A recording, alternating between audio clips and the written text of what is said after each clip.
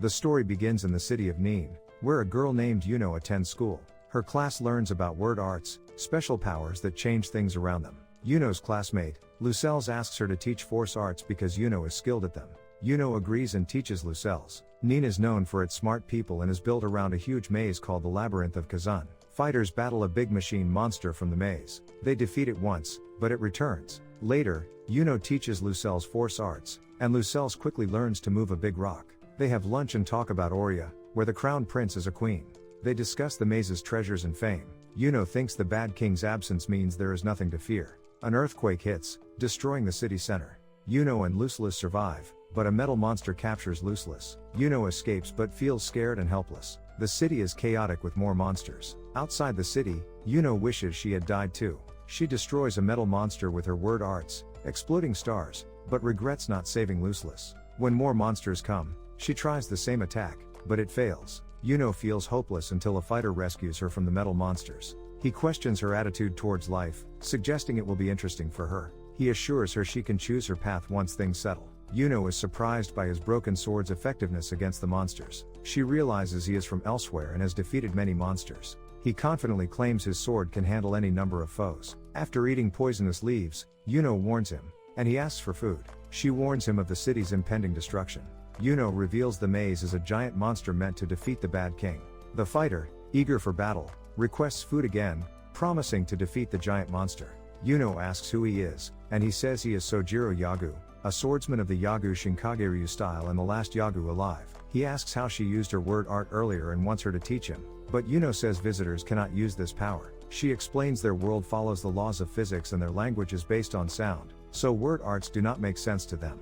Sojiro thinks it is because they do not speak Japanese, but Yuno explains that word arts help them talk and change things around them. Sojiro does not fully get it but thinks swords are better. Yuno tries to convince him to run away, saying beating the golem won't change anything since everyone's already dead. Sojiro ignores her, excited for the fight. He fights smaller golems on the way to the big one. When the giant golem tries to punch him, he dodges and climbs its arm.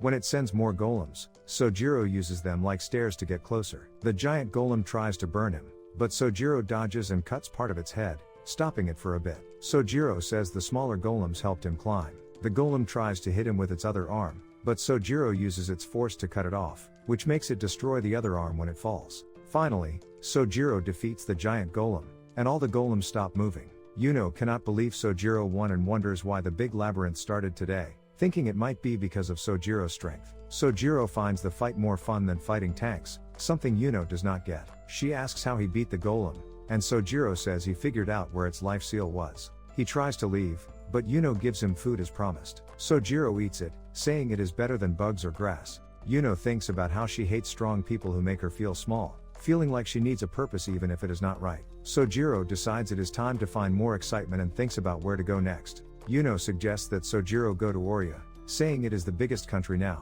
Sojiro asks if there are strong enemies there, and Yuno says yes, explaining that the Aurea Council is gathering heroes from all over for something important. Sojiro thinks it is just what he is looking for. Yuno thinks there are lots of tough people in this world who could give Sojiro a challenge. She thinks of Rose Clay, the second leader of Aurea, known as the Absolute, Craftmer Hatch of Truth, who talks about mastering a new type of word arts, and Tarawa the Awful, who hides in the far-off White Mountains. There is also Lanawa the Winter, who freed the Great Ice Fortress 9 years ago, and Kazuki the Black Tone. In this world, there are still many dangers and secrets. Yuno wants to know who Sojiro is and where he is from. She says she will take him to Aurea, thinking he won't attract suspicion if he is with a Nean scholar. Sojiro likes her determination, saying she is free to do what she wants. Yuno, who has lost everything, feels a wild sense of freedom and introduces herself as Yuno the Distant Tone. Then, the story talks about the horizon filled with many warriors, starting the tale of Sojiro the Willow Sword, who can defeat golems with just his sword and has top-notch sword skills that make legends seem simple. He knows how to take down any living thing and has a natural talent for fighting, a power that could not be contained in his own world. Sojiro notices signs that someone else had been there, defeating the metal golems by hitting their weak spots. He laughs, thinking they will be a good challenge for him. After defeating the scary Demon King, a new hero is needed, but their identity is unknown. General Terran the Guarded splits from Aurea to form the Principality of Lithia, causing tension. Lana the Moon Tempest returns to Lithia in a carriage, chased by wyverns. The driver fears they won't reach Lithia in time. Lana urges him to go faster, but he is already at top speed. Lana considers fighting the wyverns with Higuer, a mercenary. They discuss Terran being called a demon king and minion society. Bandits attack the carriage, trapping them between the bandits and the wyverns. The bandits throw bombs, but the driver keeps going. The wyverns attack the bandits, and Lana sees that these dragons are part of Lithia's army. The trained dragons quickly defeat the bandits. The wyvern leader tells his troops to patrol the other side of the hill and not to eat people from Minion, but to scare their enemies by slashing them. A fight breaks out between the trained wyverns and another group of wyverns. The trained wyverns win, and their leader kills the others with fire. Lana says this is called Regna's fire skill. Higuer asks if Regna is a wyvern, and Lana says yes, explaining that every group of wyverns has a leader, and Regna is theirs. She says with Regna around, Lithia is safe because no other city has trained wyverns for flying attacks, making them unbeatable. Shulk wonders why the bandits attacked if Lithia is so well protected, and Lana says that is why they are needed. Shulk thinks they might be facing a bigger danger and suggests someone is telling the bandits what to do. Lana thinks it is probably someone from outside. Higuer remembers they called Terran a self-proclaimed demon king and thinks Aurea might be behind the attacks. The scene changes to Aurea, where the narrator says the city is supposed to be ruled by the last Minion queen, but the real power is with 29 officials. We see 2 officials, Hito and Jelki, talking. Hito says just sending bandits to attack Terran is not enough. Jelki says that is why they are talking about what to do. He says picking a new hero is important and attacking Lithia would be a bad idea, they should only go to war if they have to. Hito suggests killing someone instead, wondering if the job could go to Minister Alia's team. Jelki says he has a spy in Lithia, but they are busy with something else. Hito says the 6th general, Harjant, is good at dealing with wyverns, but they'd rather not involve him. Jelki agrees, saying Harjant is off to Tate Ravine to deal with a dragon. Hito thinks Harjant won't succeed and says any assassin they use should not be linked to Aurea. Jelki asks about Hito's plan, and Hito says sometimes assassinations do not have to be silent, they can look like accidents. He then asks if Jelki can set off the vertical stampede. The scene changes to Tate Ravine, where Harjant arrives at the dragon hunting camp.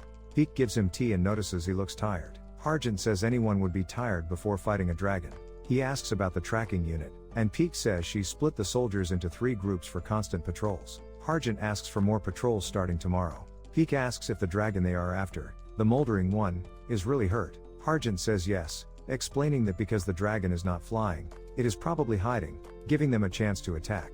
He thinks killing the dragon, Vikyon the Smoldering, will make him famous. Suddenly, a soldier says their shooters are being attacked. Harjant tells the soldier to let him know what is happening, and they find out Vikyon is coming their way. Harjant cannot believe it, but Peek tells him to run, and he refuses. Peek feels danger coming and uses her word arts to push Harjant out of the tent just before disaster hits. Later, the tent gets blasted apart by a dragon's fire, and Harjant finds himself facing Vikyon. Vikyon, looking hurt, asks if there are more hunters nearby and threatens to hurt Hargan if he does not say. Harjant, confused by Vikyon's state, listens as the dragon talks about champions. Harjant wonders if a minion champion hurt Vikyon, but Vikon says it was a wyvern. Vikyon wants to know if Harjant is the only one left, and Harjant says yes. Vikyon says he will let the others go but will burn Harjant. Vikyon breathes fire, and Harjant shoots a crossbow he made with word arts, but it does not work. Then, a wyvern named Ars shows up. Ars was born different and wanted to be more than what he was. Now, he is close to beating a legend.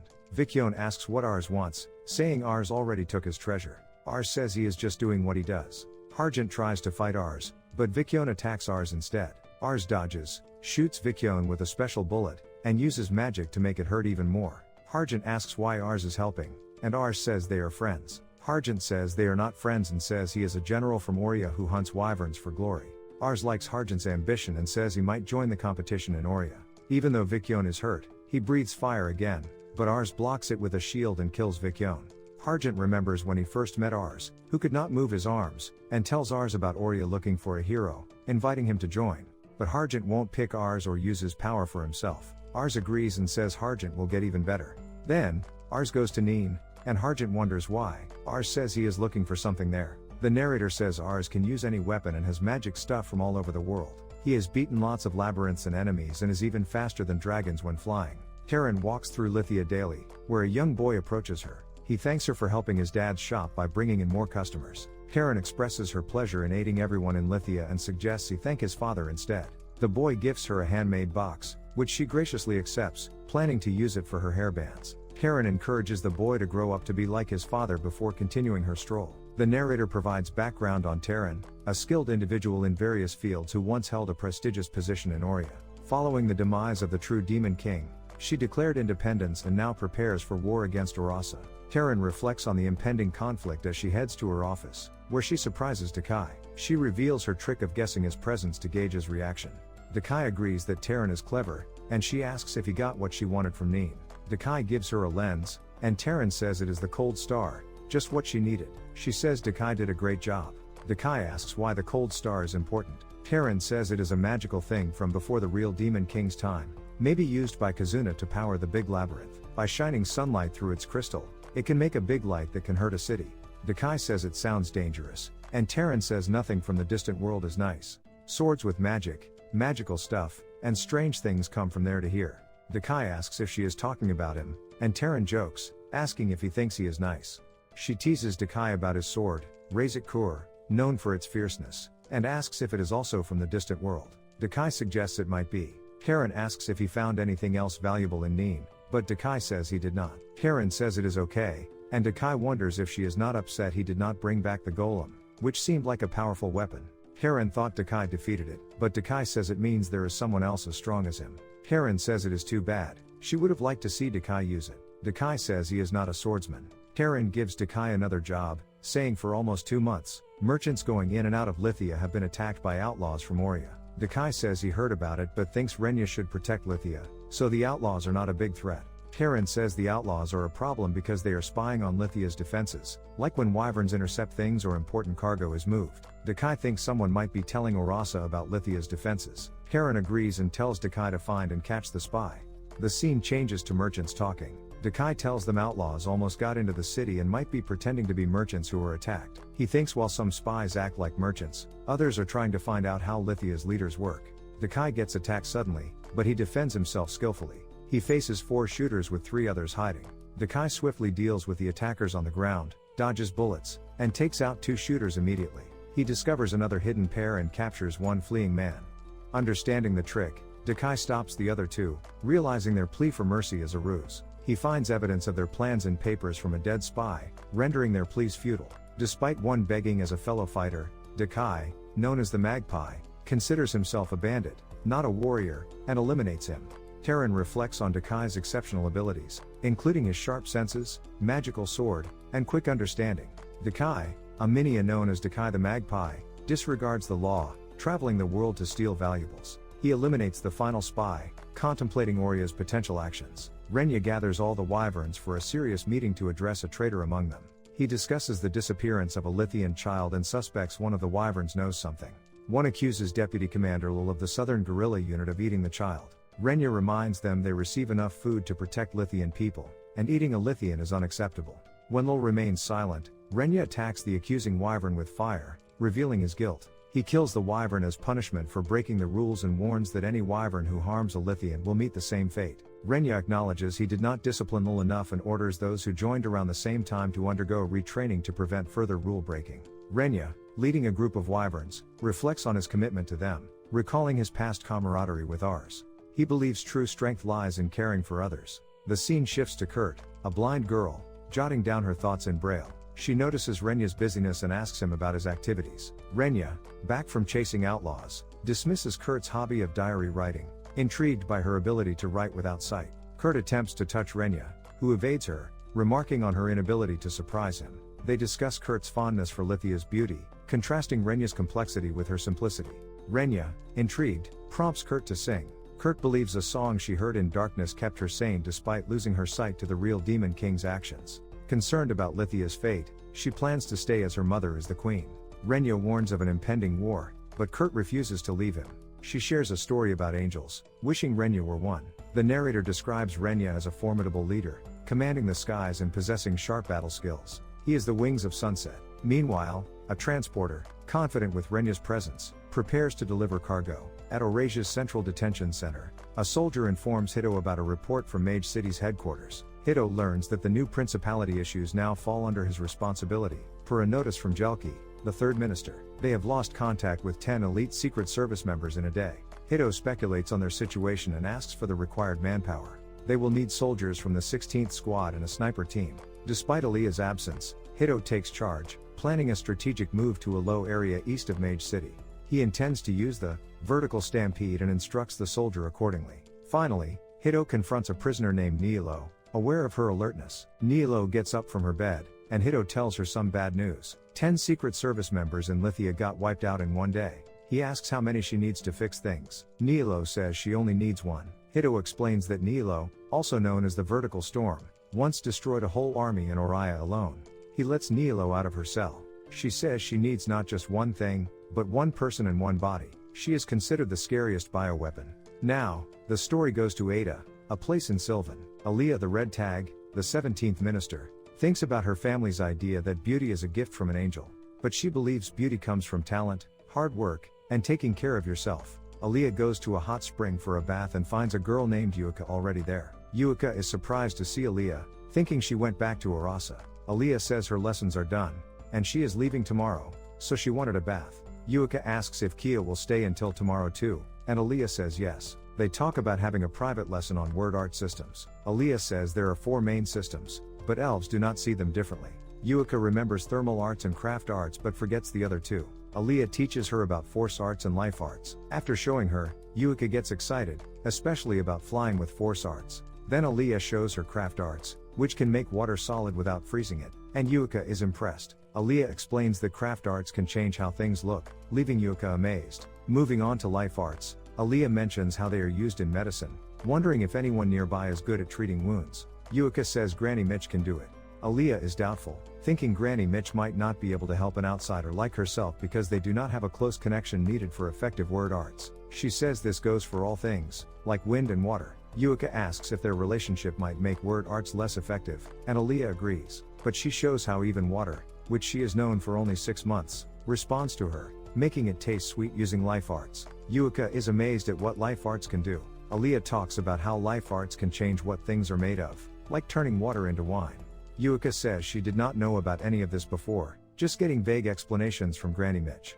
Aaliyah says elves are naturally good at life arts because of how they are, and it is her strong point too. Yuka asks Aaliyah for help if she gets hurt, and Aaliyah agrees, but she keeps a secret. She is really good at using life arts to hurt people. After the lesson, Aaliyah suggests they continue when she comes back, and Yuka hugs her, promising to still care about her even if she goes back to Eurasia. The scene changes, and Aaliyah meets Kia on her way back to the village. Kia, nicknamed Professor Viper, is sophisticated in public but more relaxed in private. Aaliyah scolds Kia for spying with word arts, but Kia says she did it because there were not any bugs around. Kia fixes the tree branch she used for spying with a word art trick. Aaliyah warns Kia to be careful with her powers and to use them to make people happy. But Kia likes using her powers for fun.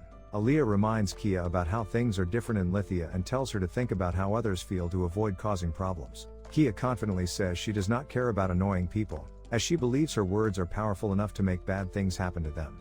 The scene changes to Kia saying goodbye to Yuka and Taryn, with Aaliyah there too. Taryn seems to have a crush on Aaliyah, which Yuka notices and jokes about. Aaliyah appreciates Taryn's gratitude and hugs him, saying it means a lot, especially with such nice students around. Yuka hugs them too. Aaliyah then tells them her secret plan. She's arranging for Kia to study in Oriya using a fake name. She hopes Kia's success there will help her reputation, making people forget about her family's past. Yuka suggests they visit their favorite spot one last time, which surprises Taryn. Kia initially downplays the significance of visiting their favorite spot, but Yuka insists. Aaliyah, mindful of her covert activities, accompanies them, concealing her connection to the world word. As they reach the destination, Kia feigns disinterest, prompting Taryn to suggest clearing the clouds. Kia complies, unveiling a breathtaking lake. Aaliyah is moved by Kia's power, while the others are puzzled by her emotional reaction. We see that narrator concludes by portraying Kia as defying the laws of nature, possessing reality-altering power, and hinting at her untapped potential.